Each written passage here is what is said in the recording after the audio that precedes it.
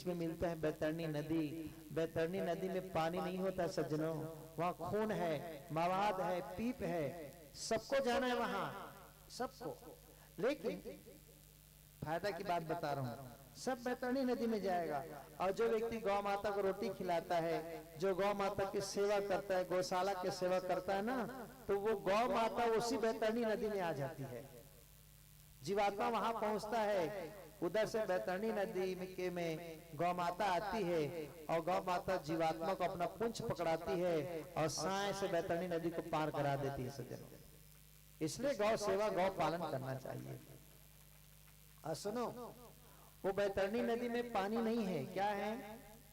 मवाद, खून, पीप, गंदगी, और उसमें ना बड़े बड़े जली जीव है।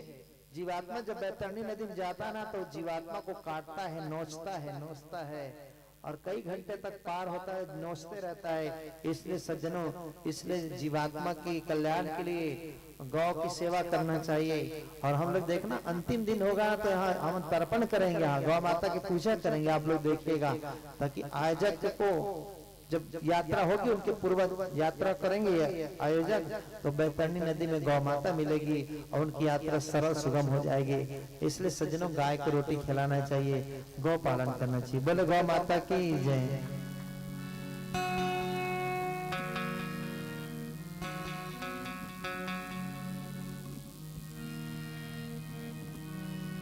हम तो गाय चराएंगे,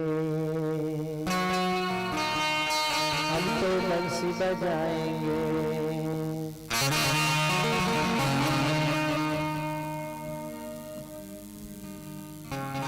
हम तो गाय चराएंगे, हम तो बंसी बजाएंगे,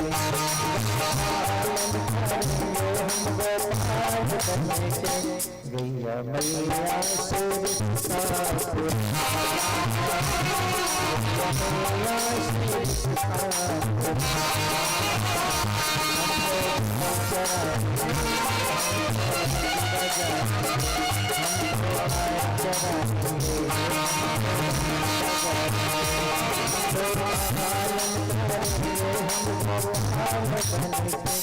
गैया मैया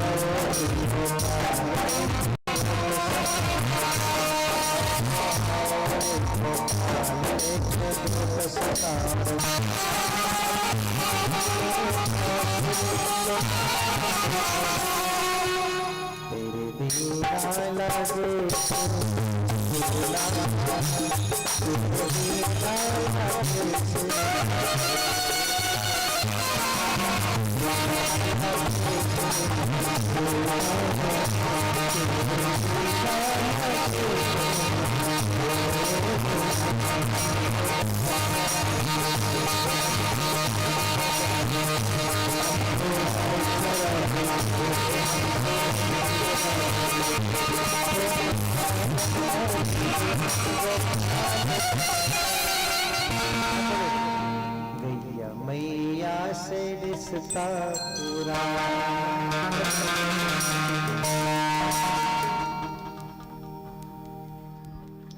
गैया मैया से रिश्ता पीछे वाले गैया मैया से रिश्ता पुराना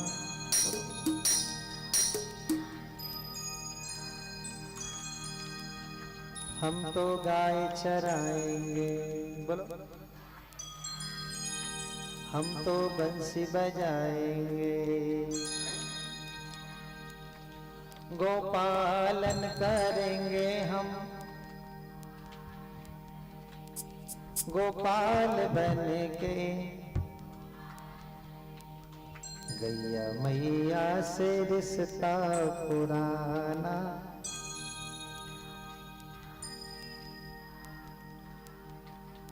गाएं ताली बजाएंगे बजे ताली गैया मैया से रिश्ता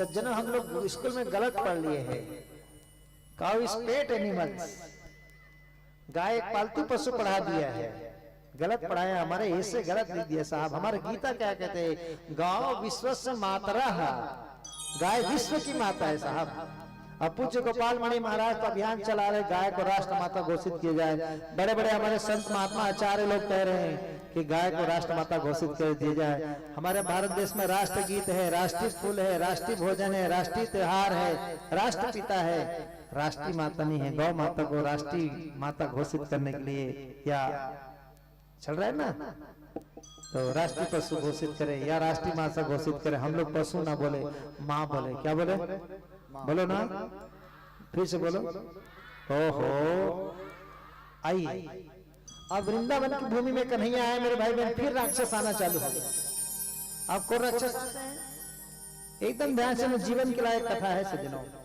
सुखदेव परीक्षित कहते हैं, परीक्षित अब एक राक्षस आया, उसका नाम है वृत्तासुर। कौन आया बोलो तो? ओहो क्या हाल चाल है।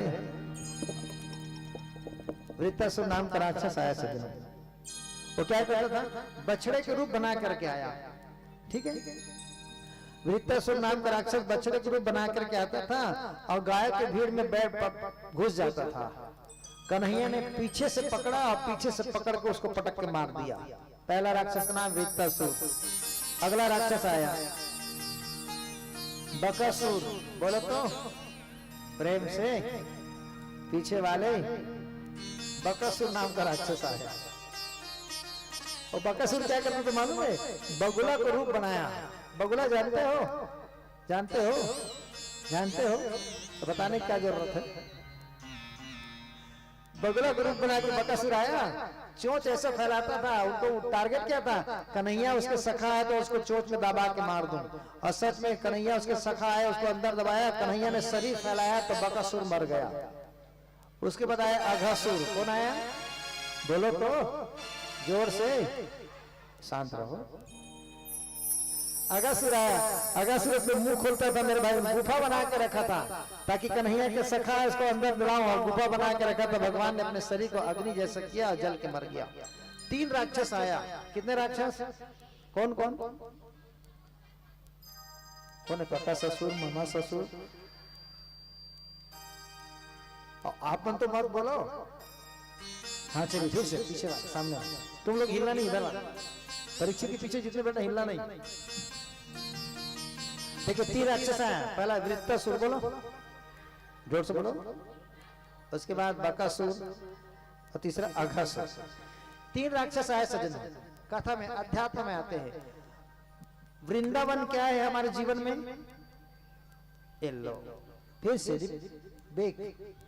मथुरा है तन, मथुरा है गोकुल मन, और वृंदावन का मैंने बताया बुद्धि। वृंदावन क्या है? अब बुद्धि में 3 राक्षस आए, वृत्तासुर, बकासुर, अघासुर।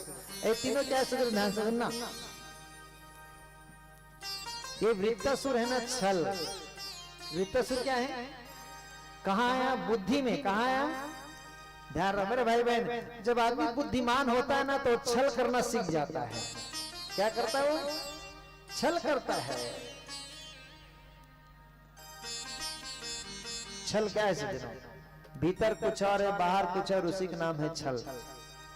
ऊपर में राम नाम, बगल में छुरी।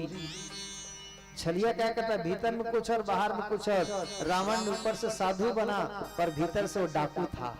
भीतर से क्या था? तो बुद्धि है वृंदावन। सज्जनों आदमी जब बुद्धिमान होता है ना तो उसके जीवन में छल आता है। छल तीनों का एक साथ बताऊं तो समझ आएगा। उसके बाद आया बकासुर। कौन आया? बकासुर। बोलो तो बकासुर है कपट। बकासुर क्या है? कपट। और अघासुर है छिद्र। तो 3 राक्षस आए, तीनों क्या है? छल, कपट, छिद्र। बोलो। अर्थात विद्वत श्रोतागण, बुद्धि की नगरी में 3 राक्षस आया है। वृंदावन है बुद्धि। अर्थात आदमी जब बुद्धिमान होता है ना साहब, बुद्धिमान, तो उसके जीवन में 3 विकार आ जाता है, छल, कपट, छिद्र। किसी भी क्षेत्र में बुद्धिमान हो जाए आदमी, किसी भी एक क्षेत्र का पकड़ के चले। कौन सा क्षेत्र ले ले? आदमी किसी भी क्षेत्र में बुद्धिमान हो जाए, मान लो रोजगार के क्षेत्र में बुद्धिमान हो जाएगा ना तो 3 बुराई आ जाएगा। छल कपट करेगा, कांटा मार के बेचेगा, मिला के सामान बेचेगा। या फिर ज्ञानी आदमी है, बुद्धिमान है, तो ज्ञान को लपेट के बताएगा, ऊपर नीचे बताएगा। जीवन के हर क्षेत्र में जब आदमी बुद्धिमान हो तो वृंदावन है बुद्धि। और बुद्धिमान आदमी जीवन में 3 बुराई आता है, छल कपट छिद्र। पर समाधान क्या है? सुखदेव परीक्षित को करते हैं। समाधान क्या है सज्जनों? ऐसे जैसे किसान खेत में खेती करता है, तो खेत में खेती करता है किसान, धान के लिए पानी पिलाता है, सिंचाई करता है खेत में। धान तो जागता है, धान तो निकलता है सज्जनों, लेकिन धान के साथ में कचरा बन बूटा भी आ जाता है। आता कि नहीं आता है? आप लोग किसान आदमी हैं, धान के साथ कचरा भी आ जाता है। तो किसान क्या करता है? कृषि निवारय चतुर किसाना। चतुर किसान क्या करता है? कचरा को निकालता है और धान को रखता है। सज्जनों, खेत क्या है? ये हमारा जीवन है, खेत। और मेहनत के अभ्यास के पानी पड़ता है ना जीवन रूपी खेत में, तो ज्ञान रूपी धान भी आता है और अभिमान रूपी कचरा आता है। लेकिन बुद्धिमान आदमी क्या करता है? अभिमान रूपी कचरा को निकालता है और ज्ञान रूपी धान को बचा के रखता है। तो वृंदावन है बुद्धि। 3 राक्षस आए सज्जनों, छल, कपट और छिद्र। एक राक्षस और आया, उसका नाम है धेनुकासुर। बोलो तो, धेनुकासुर। ये ताला वन में रहता था, वन में रहता था। वन में फल फूल है लेकिन खाता नहीं है। अच्छा, मैं आप मतलब पूछा, तुम्हारे घर में काजू किशमिश बादाम मिठाई सब है और नहीं खाता, तब का समझबो हमन आप मल्ला? कंजूस समझबो? कंजूस नहीं की है नहीं भाई। घर में सब सामान है, खाए के तो खाना रे बाबा। एक जन आदमी चप्पल ले रहा है, चप्पल, तो चप्पल ला वहां से मुड़ी में धर के रेंगत रहा है गर्मी के दिन में, अब भोमरा चट जरा है। तब मैं बोला जाके, भैया चप्पल ले है तब मुड़ी में रखे, जैसे खड़ाऊ जैसे भरत रखी तो इसने रखे रहा है और गोड़ हम फोरा उधरा थे, तो ये चप्पल पहन लें जी इसे के। तो बोला का कि ये चप्पल टूटी तो दादा नावा नाम के देही कैसे ले, तो क्या पूजा करे बोले? माने कंजूस। तालावन में सब फल रहता है लेकिन खाता नहीं। ये तालावन धेनुकासुर क्या है मेरे भाई बहन? ये दुनिया में हर आदमी धेनुकासुर है जो कंजूस होता है। क्या होता है बोलो तो? और सुनो, पैसा वाला बनना है उसका तरीका बता दूं? बताओ कि नहीं बताओ? छोड़ो, नहीं बताना हमको, बताओ। सुनो, शास्त्र की बात बताऊंगा। पहले हमारे पूर्वजों ने कहा है, हमारे सियान मन के है, बेटा खाए धन बाढ़ थे और सकेले धन सिरा थे। पूछ ले, सियान मन बैठे, खाए धन बोलो ना, और सकेले धन। सज्जनों, एक सरल उदाहरण से, आम के पेड़ देखना, आम के पेड़ देखे? आम के पेड़ में आम का फल लगा है। किसी ने आम के पेड़ को पूछा, आम तुम्हारे पास संपत्ति कहाँ है, तुम्हारा पैसा कहाँ है? तो आम के पेड़ बोले, ये जितना फल लगा है मेरा सोना है, लूट लो। आम के पेड़ अपना पैसा फल को बताता है, ये मेरा धन है, लूट लो करके। लेकिन जिमी कांदा को भी पूछा गया, जिमी कांदा जानता ना, तो जिमी कांदा को पूछा गया तोर संपत्ति कहाँ है? तो वो तो छिपा के रखा जमीन के अंदर। जिमी कांदा बोले, नहीं है भैया, हमारे कर कुछ नहीं, हम तो गरीबी रेखा से नीचे जीवन यापन करते हैं, कुछ नहीं है। और सारा मटेरियल छुपा के रखे जमीन के अंदर। जिमी कांदा, रख ले बेटा, रख ले, छुपा कर रख, आने दे दिवाली तिहार को पूरा तुम्हारा खानदान सहित निकाल लिया जाएगा। ये दुनिया में जो आदमी अपने संपत्ति को छिपाता है ना मेरे भाई बहन, दान नहीं करता, धर्म नहीं करता, सत्संग नहीं लगाता, बहुत सारा संपत्ति इकट्ठा करता है, पर याद रखना वो संपत्ति जितना इकट्ठा किया एक दिन निकल जाएगा। तुम्हारे द्वारा नहीं, तुम्हारा बेटा बर्बाद करेगा। तुम्हारा बेटा संपत्ति बर्बाद नहीं करे तो आने वाला पीढ़ी बर्बाद करेगा। लेकिन सज्जनों, तुमने दान नहीं किया, धर्म नहीं किया, याद रख, इकट्ठा कर ले बेटा, आने जो कोई पीढ़ी पूरा संपत्ति खत्म कर देगा। और आप सब विद्वान हैं, आपने जीवन में कईयों को देखा होगा ऐसा घटना घटता है। और सुनो, कंजूसी करने से घाटा है। बाप बेटा रेलगाड़ी में जा रहे थे, सुन रहे कि नहीं? बाप बेटा, बैठ जाओ चेतन, आप चेतन बैठ जाओ जल्दी से, आप अब सामने आना मना है। चेतन बैठ जाओ, छोड़ दे, खा लेंगे लोग। लाल कुर्ता पहने खता पे बैठ जाओ। बाप बेटा रेलगाड़ी में जा रहे थे, एक टिकट कटाए थे। आदमी कितना है? आदमी है और टिकट एक। रेलगाड़ी में जा रहे थे। अब रेलगाड़ी में सामान आता, खाना पीने बेचने वाला। केला वाले आगे, ले केला लो, केला लो, 20 रुपए दर्जन। तो बच्चा बोले अपने बाबूजी को, बाबूजी केला खाऊंगा। तो उसके बाबू बोले नहीं लूंगा। लड़का बोले ले नहीं, बता दो। तुरंत 1 दर्जन केला ले दिया, पूरा खा भी दिया। उसके बाद वो रेलगाड़ी में फल्ली वाले आगे, लो गरम गरम फल्ली, गरम गरम फल्ली। वो लड़का बोलता बाबूजी फल्ली खाऊंगा। उसका बाप बोलता 1 दर्जन केला फंसा दिया, फल्ली खाएगा? नहीं लूंगा फल्ली। उसका बेटा बोलता ले, बाप बोलता नहीं लूंगा। उसका बच्चा बोलता ले नहीं बता दूं बोले। फिर बोले 50 रुपए फल्ली खिला दिया। इसके बाद कुरकुरे चिप्स वाले आगे, ले हल्दीराम कुरकुरे। वो लड़का बोलता बाबूजी चिप्स खाऊंगा। उसका बाप भड़क गया, जब से आया इतना सारा खा रहा, नहीं लूंगा। लड़का बोलता लेना तो बता दूंगा। फिर चिप्स लिए। अब उसके बाद बच्चा बोलता है बाबूजी कुरकुरे चिप्स खाया हूं, मिर्ची लग गया, अब पानी पाउच चाहिए बोले। लड़का बोलता पानी बॉटल, पानी पाउच दो। उसका बाप बोलता नहीं लूंगा। उसका बच्चा बोलता लेबे तो नहीं ले, बता दूंगा बोलता है। ऐसे वैसे करके बच्चा ना 100 रुपए का खा लिया। बाजू में एक सज्जन बैठा था, वो सज्जन एक घटना देख रहा था और सज्जन ने उस बच्चे के बाप से पूछा भैया ये बता, तुम बाप बेटा दोनों आ रहे हो, यहां से वहां तक मैं देखते आ रहा हूं, तुम्हारा बेटा लेने बोलता है, तुम नहीं लूंगा बोलते हो। फिर तुम्हारा बेटा लेने बता दूंगा बोलता है, तो क्या चीज को बता दूंगा बोलता है भैया, जिसके डर में इतना सारा खर्चा कर रहे हो।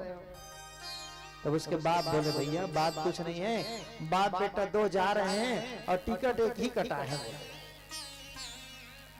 और इसको मैं समझाया हूँ, टीटी पूछेगा रे तो मत बताना एक ही टिकट है करके, उसी को मेरे को डराता है बता दूंगा करके। भैया 10 रुपए टिकट कटा लेता तो 100 रुपए खर्चा। यही जीवन है, जितना कंजूसी करेंगे साहब, धन का काम है चलना, उसका नाम है रोकड़। उसका नाम क्या है? कॉमर्स के बच्चे सुनिए, उसको कहते हैं रोकड़। कॉमर्स के बाहर लैंग्वेज में कहते हैं रोकड़। रोकड़ माने होता है चलना, रोकड़ माने संपत्ति चलना चाहिए सज्जनों, वो कंटिन्यू चलते रहना चाहिए। जमा करके रखेंगे ना साहब, तो मैं जो बात बोला तैयार रहिए। अभी नहीं तो 5 साल बाद, 6 साल बाद, 10 साल बाद, आप नहीं तो आपके आने वाले में कोई पीढ़ी संतान आएगा और खत्म कर देगा संपत्ति। इसलिए सज्जनों संपत्ति रहते रहते अपने जीवन के एक पुण्य कमा लेना चाहिए, जो देवांगन परिवार कमा रहे हैं। बोले राधे कृष्ण भगवान की। और आगे चले,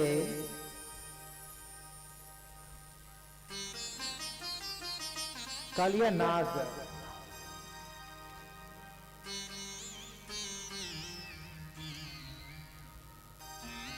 सज्जनों भगवान कृष्ण जी बाल सखा के साथ गेंद खेलने जमुना किनारे गए। थोड़ी देर बाद क्या देखते हैं कि गाय बछड़े जमुना के पानी पी के बेहोश हो गए। कन्हैया ने सखा से पूछा क्या बात, कैसे बेहोश हो गए? जानता तो सब है। सखा ने बताया कन्हैया ये जमुना में ना कालिया नाग रहता है। कौन रहता है? वो पानी को दूषित करता है। कन्हैया बोले इसका काम तमाम करना पड़ेगा। कन्हैया और बाल सखा गेंद खेल रहे हैं और वैसे ऐसे घुमा के कन्हैया ने बाल को मारा तो सीधा जमुना में गिरा। उनके सखा ने कहा कन्हैया तुमने गेंद को पानी में फेंका है तो तू ही लाएगा, जा तू ही जा। कन्हैया बोला मैं लाऊंगा। कन्हैया पीछे 10 कदम गया, वहां से दौड़ते दौड़ते कदम के पेड़ में चढ़ा, सीधा जमुना नदी में छलांग मारा, सीधे पानी में गया। यशोदा मां नंद बाबा को सूचना दिया कि लाला पानी में जमुना में गए। सब रोने लगे आ करके। कन्हैया जमुना में गया। जैसा जमुना में गया तो वहां रहा था कालिया नाग। कौन है? कालिया नाग ने लपेट लिया पूंछ से कन्हैया को। कन्हैया ने ऐसा उल्टा राउंड मारा ना तो शेष नाग घूम गया, इधर उधर उल्टा पलटा करने लगा भगवान कृष्ण। और क्या हुआ? फन में खड़ा हो गया, नाचने लगा और क्रोध से होकर भगवान कन्हैया एक मुक्का मारने ही वाले थे नाग को कि चारों तरफ से कन्हैया के लिए पुकार उठने लगा। और चारों तरफ से कौन? नागिन लोग हाथ जोड़ के कन्हैया पुकार करने लगी। नागिन क्या कहती कन्हैया को? अनुगृहष्ण भगवान प्राणम स्वपति जाति पन्नगः स्त्रीणां साधुरोचनं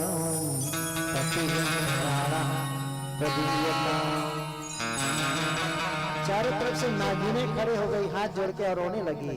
हे माधव, हे केशव, क्या कोई बाप अपनी बेटी को विधवा करता है? बाप अपने बेटी को विदा करता है, बेटी तू सदा सुहागन रहे, और तू कैसे बाप है अपनी बेटी को विधवा करने जा रहा है? कन्हैया बोली क्या कहना चाहते हैं आप लोग? तो नागिन बोलने लगे, हे जगत पिता भगवान कृष्ण, आप जगत के पिता हैं तो हमारे भी पिता हैं, आप जगत के मालिक हैं, हमारे भी मालिक है। हे पिताजी, हे कन्हैया, हे माधव, हे केशव, हमारे पति नागराज कालिया नाग को छोड़ दो महाराज। और सजन भगवान के सामने कोई पुकारे तो भगवान तो द्रवित हो जाता है, इतना कृपालु है श्री कृष्ण। कन्हैया ने कहा ठीक है, तुमने बात कहा है तो मैं छोड़ता हूं, पर शर्त यह है कि कालिया नाग जमुना नदी में नहीं रहेगा। अब कहा जाए, यहां से छोड़ तुम लोग रमण द्वीप में जाओ। भगवान कृष्ण ने कालिया नाग को कहा तुम रमण द्वीप चले जाओ।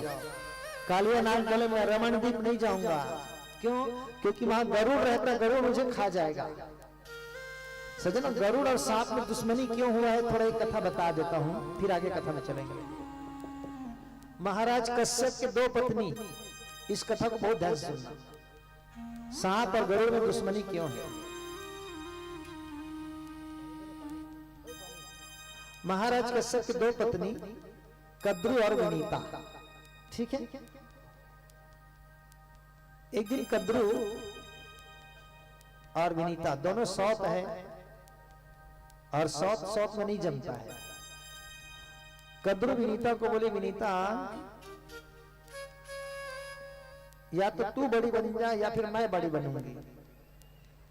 विनीता बोली इससे क्या मतलब? कद्रु कहती है नहीं, बराबर में नहीं रहेंगे, कोई शर्त लगते हैं।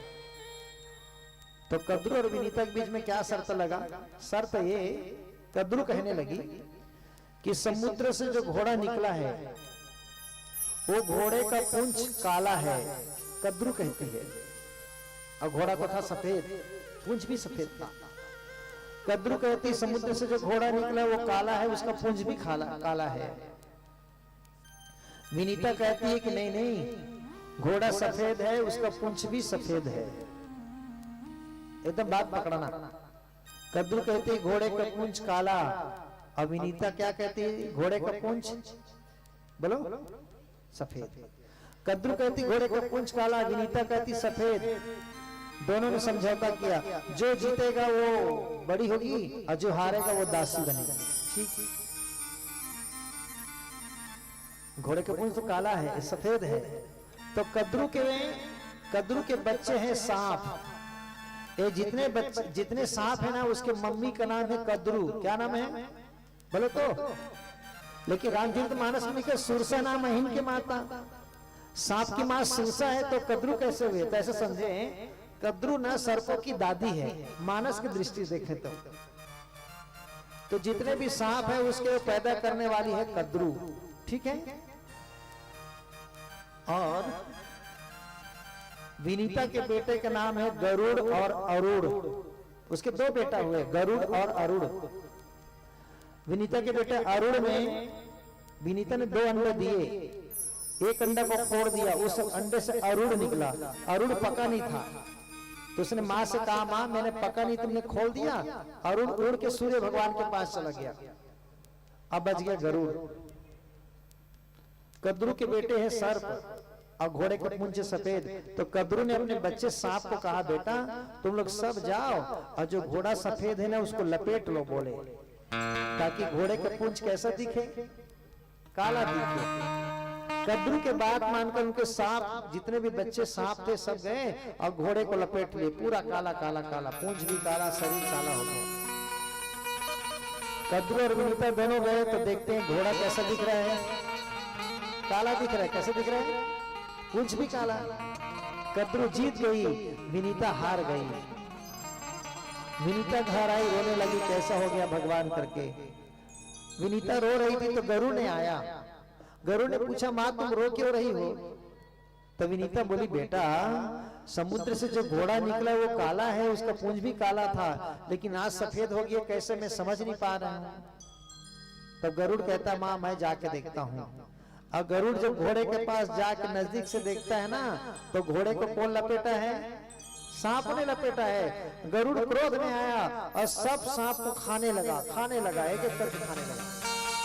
सब सांप भागने लगे, गरुड़ सबको खाने लगा, सांप की संख्या कम होने लगा। तो सर्पों की माता कद्रू रोते रोते ब्रह्मा जी के पास गई। अब ब्रह्मा जी के पास जाके कहती है कि हे ब्रह्मदेव, गरुड़ को रोक दीजिए ना, मेरे वंश को पूरा खत्म कर देगा महाराज, इसको रोकिए गरुड़ को। तो ब्रह्मा ने गरुड़ को कहा, गरुड़ थोड़ी देर रुक जाओ, मेरी बात सुनो। अब ब्रह्मा जी ने नियम बनाया, सुनो कद्रू, गरुड़ सांप को खाना बंद कर देगा, लेकिन तुम्हें एक काम करना पड़ेगा। कद्रू बोली, क्या करना पड़ेगा ब्रह्मदेव?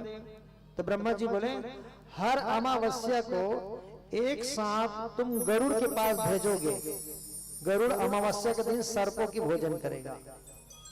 हर अमावस्या को तुम एक सर्प भोजन दोगे गरुड़ को। बताओ कद्रू, शर्त मंजूर है? कद्रू बोले, ठीक है महाराज, एक सर्प अमावस्या के दिन मैं गरुड़ के पास भेजूंगा। हर अमावस्या को जाता था, लेकिन जिस अमावस्या को एक कालिया नाग का नंबर आया ना, तो कालिया नाग गरुड़ के पास नहीं गया, बल्कि जमुना की नदी में जाके छिप गया, वहीं छिपा है। और गरुड़ जमुना नदी में नहीं जा सकता। क्यों नहीं जा सकता? तो गरुड़ को श्राप मिला है। एक बार गरुड़ जमुना नदी में मछली पकड़ रहा था, तो सौभरी नाम के ऋषि ने गरुड़ को श्राप दे दिया, गरुड़ तो भगवान का सेवक है, नारायण तुम पर बैठता है और तुम मांसाहार करता, मछली पकड़ता है, आज के बाद तुम जमुना नदी में आएगा ना गरुड़ तो मर जाएगा। बोले तो श्राप के कारण जमुना नदी में गरुड़ नहीं आता है, गरुड़ वही है मेरे भाई। इसलिए सांप और गरुड़ में दुश्मनी है। कथा हो गया, कालिया जमुना में कालिया नाग रहता है। भगवान ने कालिया नाग को कहा, कालिया नाग तुम रमन द्वीप चले जाओ। कालिया नाग बोले, महाराज रमन द्वीप में गरुड़ है, मुझे खा जाएगा। कन्हैया बोले, सुनो, अब तुम्हारे फन पर मेरे चरण चिन्ह है, मेरे चरण चिन्ह देख के तुम्हें छोड़ देगा, जाओ करके। और कालिया नाग और नागिन रमन द्वीप चले गए जमुना को छोड़ करके। एक कथा हो गया। अध्यात्म में चले कालिया देह में कालिया नाग रहता था, यही कथा है, सही है कि नहीं? कालिया देह में कालिया नाग। अब कालिया देह क्या है हमारे जीवन में, अध्यात्म में? कालिया देह सज्जनों ये हमारा शरीर, ये कालिया देह, ये देह ही है। इस कालिया देह में कालिया नाग बैठा है। तो कालिया देह में कालिया नाग क्या है?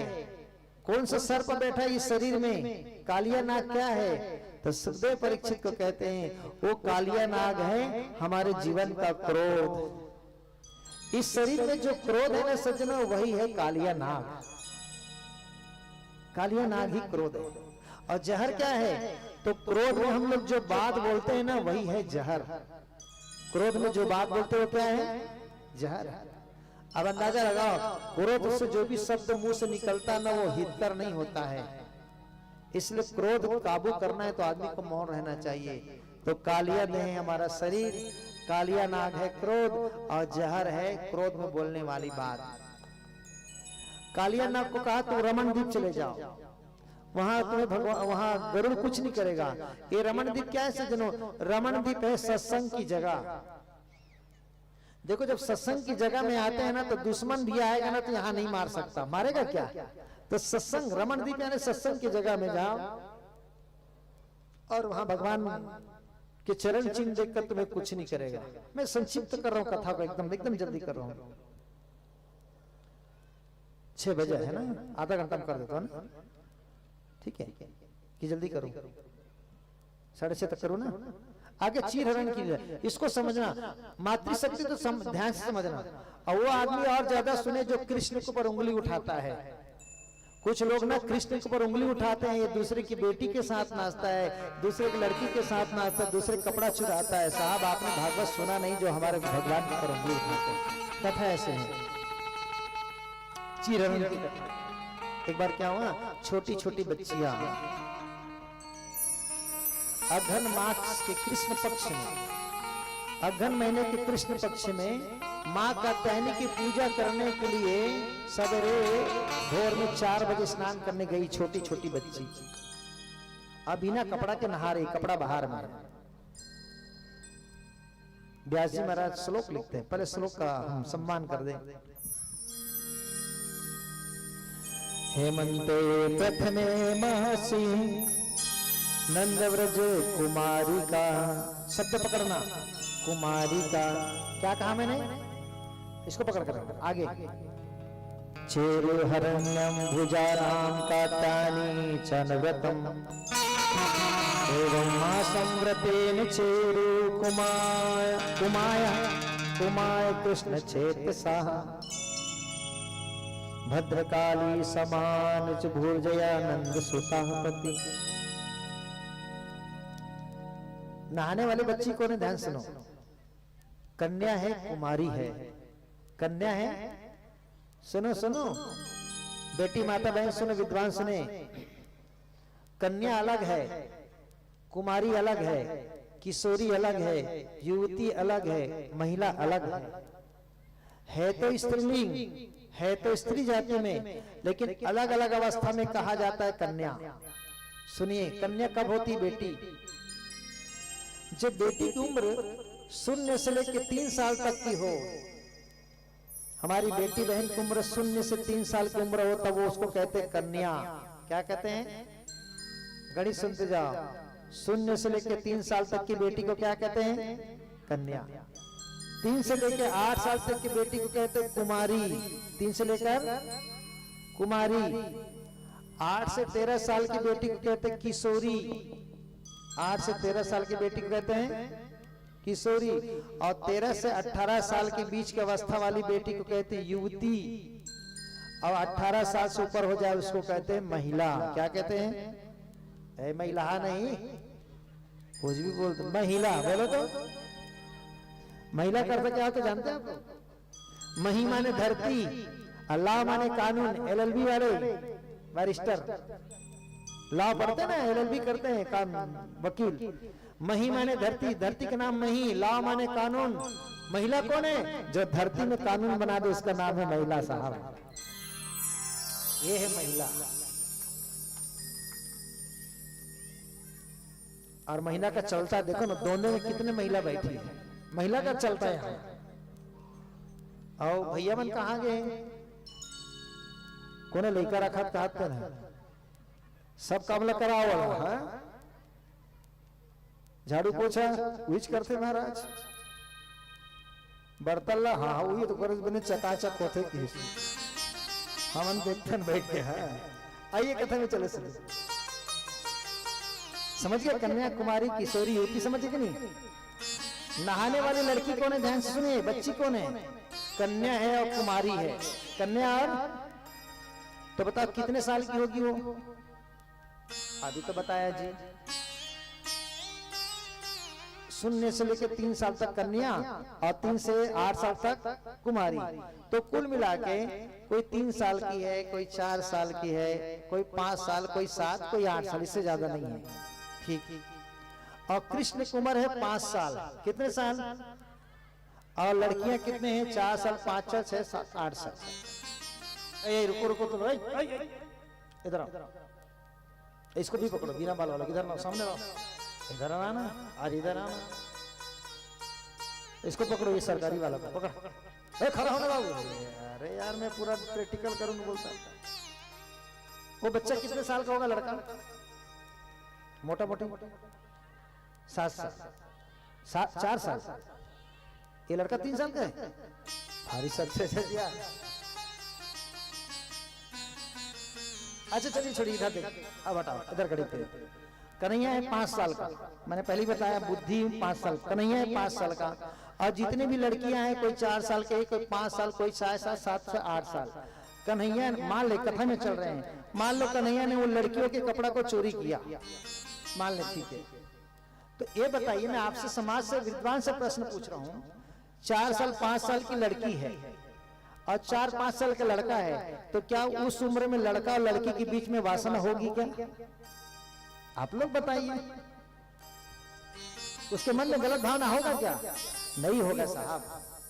आदमी ने गलत आकलन करता कन्हैया के ऊपर, उंगली उठाते कि कन्हैया ने लड़कियों के कपड़ा चुराया। मेरे भाई बहन क्षमा करना, विनोद में कह रहा हूं, जब हम लोग 5 साल 4 साल के लड़का लड़की थे तो कई बार बिना कपड़े के हर हर, समझ गए ना? हाँ ना, हंसते बहुत हो, समझ जाओ बस। जब 4-5 साल के बेटा बेटी लड़का लड़की होते मेरे भाई बहन, बोलो सही बोलो कि नहीं बोलो, एक साथ सोते हैं साहब, एक साथ सोते भाई बहन। जाड़ में तो इकट्ठा चद्दर ओढ़ा, बेटा गरीबी है, एक साथ सोते तो गर्मी आता है।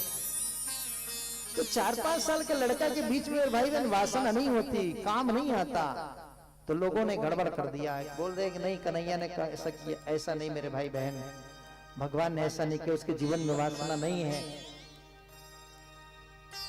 प्रश्न नहीं होता फिर कपड़ा चोरी क्यों किया? हाँ, बात यहां पर आते हैं, राइट बात यहाँ, कपड़ा चोरी क्यों किया? इसलिए मेरे भाई बहन, बिना कपड़ा के स्नान करना घोर पाप है। आज की बात सुनिए, मैं समाज से निवेदन करूं, ऊंचे स्तर में सुनना मेरे भाई बहन।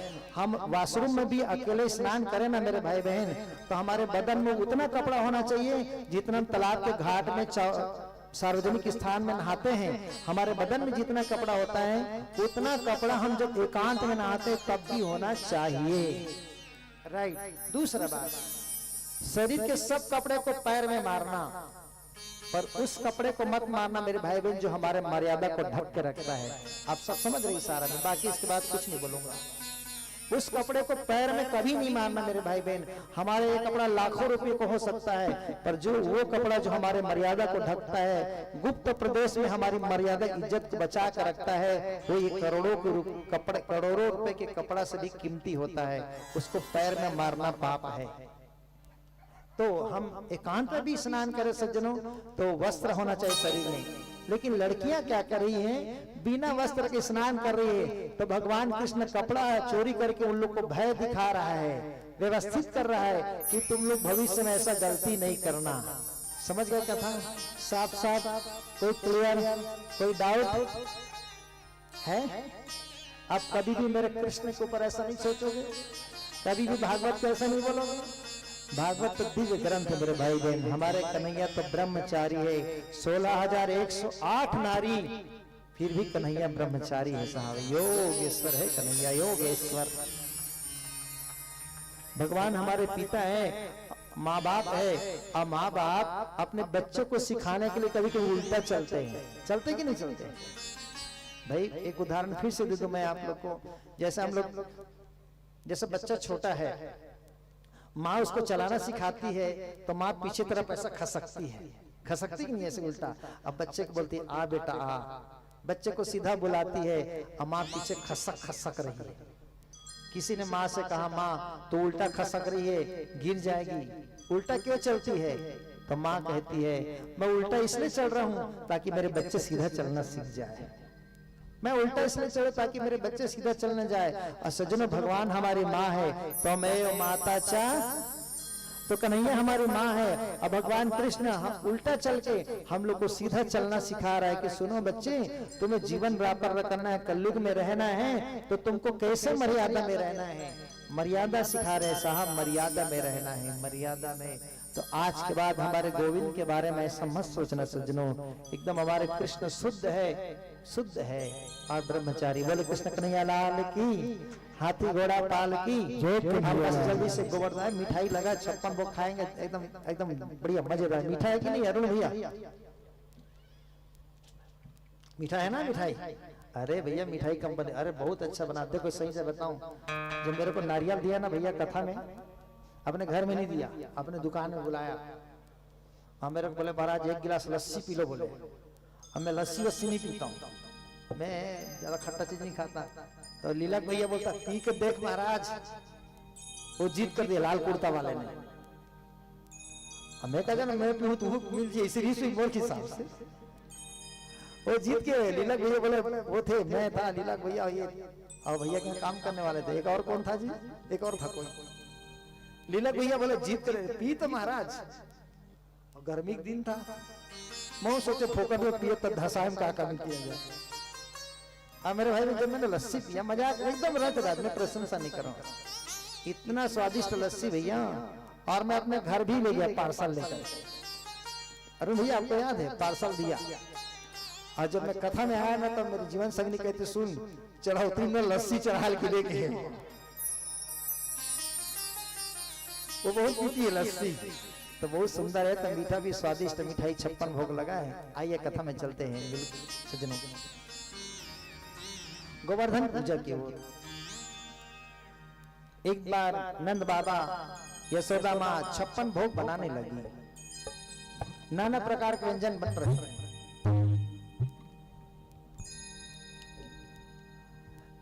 भगवान कृष्ण ने नंद बाबा को पूछा, बाबा आज इतना 56 भोग क्यों बन रहा है, क्या कुछ खास है बाबा? कथता में पिता कोयम संभ्रमोवा उपागतः किं फलं तस्यं चोहसे केन वा साधते मखा। बाबा बाबा 56 भोग क्यों बन रहा है बाबा? ना तो आज कोई त्योहार है ना कोई उत्सव है, 56 भोग क्यों बन रहा है? कन्हैया नंद बाबा से पूछे। आप लोग ऐसे चाह से कथा सुन रहे, घर नहीं जाना है? अभी तो घर जाने टाइम, लेकिन आया ऐसे चाह से सुन रहे, क्या कथा में आप लोग को मन लगता है? ऐसे चाह से देख रहे हैं शांतिमय वातावरण में। सज्जनों यही सच्चा कथा प्रेमी है। आप लोग के मुखमंडल को देखता हूँ ना तो मैं प्रणाम करना चाहता हूँ आप लोग की श्रद्धा को, ऐसे चाव से कथा सुनते हैं।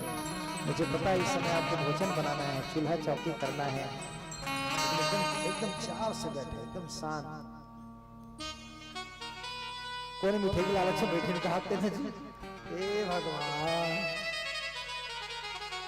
नहीं मजाक कर रहा हूं, रोज बैठते हैं, आज थोड़ी रोज बैठते हैं। कृष्ण ने पूछा नंद बाबा से, बाबा आज ना तो कोई त्योहार है, ना कोई उत्सव है, ना हमारा बर्थडे है, ना आपका बर्थडे है, ना किसी का बर्थडे है, ये इतना सारा 56 भोग क्यों? नंद बाबा बोले, बेटा आज के दिन हम लोग इंद्र को भोग 56 भोग लगाते हैं। क्यों? तो नंद बाबा बोले, इंद्र हमें पानी देता है, बारिश करता है,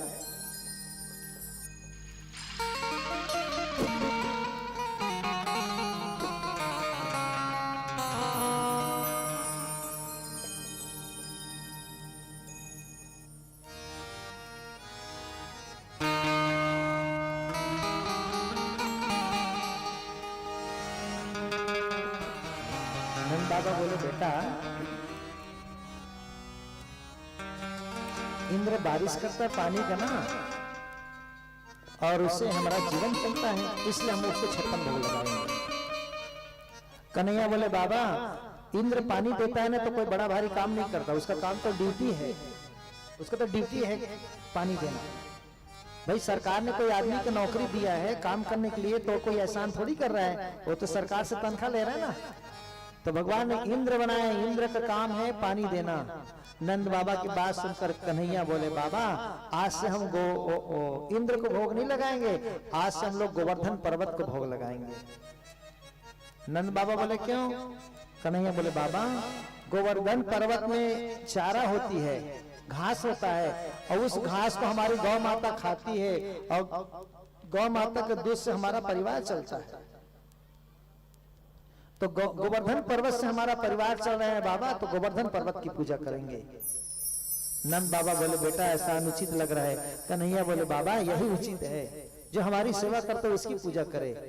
और पूरे 56 भोग लगा सज्जनों, और गोवर्धन पर्वत को भोग लगा के पूजा करने लगा। बोले गोवर्धन महाराज की।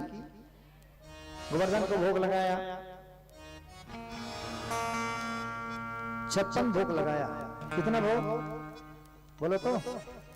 ऐसा कहते हैं भगवान कृष्ण गोवर्धन है तो 7 दिन तक उंगली उठाए। कितने दिन तक? और कृष्ण को एक दिन में 8 बार भोजन लगता है, भोग 8 बार। 8 बार क्यों? क्योंकि 24 घंटे में 8 पहर होता है। 8 पहर होता है, बताइए बुजुर्ग, 8 पहर होता है। 3 पहर दिन में और 3 पहर भाई सियान मन का है सगा आवे था, सगा आए है तो 4 पहर रात में रुक जा भाई। बोले कि नहीं बोले? देखिए मैं सब चीज को लेके चल रहा मेरे भाई बहन। अध्यात्म को, लौकिक को, हमारे छत्तीसगढ़ के रीति रिवाज को सबको समन्वय करके आपके सामने रख रहा हूँ। एक ही उद्देश्य है मेरा, ताकि आप सबका प्रेम कन्हैया के चरण में लग जाए। एक दिन में 8 पहर होता है। घर में मेहमान आता था, हमारे घर के माता पिता मेहमान को कहते थे, भैया आ है तो 4 पहर रात में रुक जाए। कितना पहर? रात में 4 पहर, तो दिन में भी 4 पहर, 8 पहर हो गए। 8 बार कृष्ण को भोग लगता था, 8 पहर में 8 बार, और 7 दिन तक गोवर्धन पर्वत को उठाए तो 7 दिन 8 बार भोग लगता था। तो कितना हो गया टोटल? 8 सत्ते, बोलो ना, के नियम तो चूल्हा में लकड़ी। ऐसे पूछा पहले मन बाबा, नहीं पूछा जी, सियान मन उसने के नियम तो चूल्हा में लकड़ी की, तो हम हड़बड़ा गए। बोला कि नहीं, भागवत सब पुराण तो पढ़ रहे थे, नियम तो चूल्हा में लकड़ी की ही। गूगल में सर्च मारा, मिल भी नहीं करे वो। तो वही पूछे, आप मन बता आप दादाजी, तो कि बेटा 9 निया तो चूल्हा में लकड़ी की ही। 9 निया 18, 9 निया। तो बच्चे हम लोग पहले ना 8 को ऐसे लिखते थे, जैसे सी लिखते ना, सी है कि नहीं? तो 8 को हम लोग ऐसे लिखते थे, सी जैसे। तो सी चूल्हे का आकार हो गया, और उसके बाद 1, तो ये 8 सी है चूल्हा, और ये 1 खड़ा वो है लकड़ी। ठीक है, तो के निया 9 निया जी, 8 निया बोलते हैं। 9 निया क्या कैसे हो गया जी? 6 18, 9 निया 81, के निया तो चूल्हा में लकड़ी जी। हाँ, तो 9 निया चूल्हा में लकड़ी। तो हम मैं क्या, तो 6 तिया नहीं हो सकेगा, चूल्हा में लकड़ी के हम 6 तिया 18। आइए कथा में 24 घंटे में 8 पार होता है। 7 दिन तक कन्हैया उठाया तो गोवर्धन पर्वत को 7 दिन भोग लगा। 8 बार, एक दिन में 8 बार, 7 दिन भोग लगा, 8 सत्ते 56 भोग लग गया। गोवर्धन पर्वत को भोग लग गया, बड़ा आनंद उत्सव है। और इंद्र नाराज हो गया। इंद्र नाराज हुआ, इतना पानी बरसाया, इतना पानी बरसाया, गोप ग्वाल में हड़कम मच गया। अब क्या किया जाए? तो कन्हैया ने बोले, चिंता मत करो, जिसकी हमने पूजा किया वो रक्षा करेगा। कन्हैया ने सबको बुलाया, बोले हाथ लगाओ, और सबने हाथ लगाया। कन्हैया ने छोटा उंगली लगाया, उठा दिया गोवर्धन पर्वत। बोले गोवर्धन महाराज की जय, बोले गोवर्धन पर्वत की जय हो, जय हो, जय हो। इतना पानी बरसा, इतना पानी बरसा, सज्जन क्या बताए। कथा को अध्यात्म में लेके मैं कथा को पुष्पांजलि दूंगा, ज्यादा विलंब नहीं। अब गोवर्धन पर्वत क्या है सज्जन? बताओ कि आरती करेंगे, समय ज्यादा हो रहा है, मेरे को ऐसा भी लगता है। तो इस कथा का अध्यात्म कल बताऊंगा। आइए गोवर्धन महाराज को प्रणाम करके भजन गाते हैं, और भजन गाने के बाद फिर भोग रखेंगे भगवान को। कन्हैया कहाँ है? खड़ा करो उसको स्टेज पे।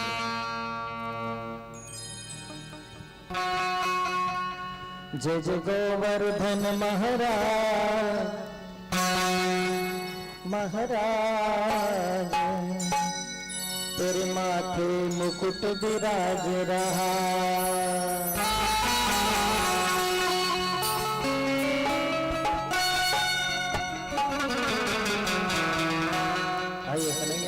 सकल आइए, हाँ लाइए, हाँ ये लोग को चारों को लाओ, चारों को लाओ, और खोल दो इसको कपड़ा। जय जय गोवर्धन महाराज, महाराज तेरे माथे मुकुट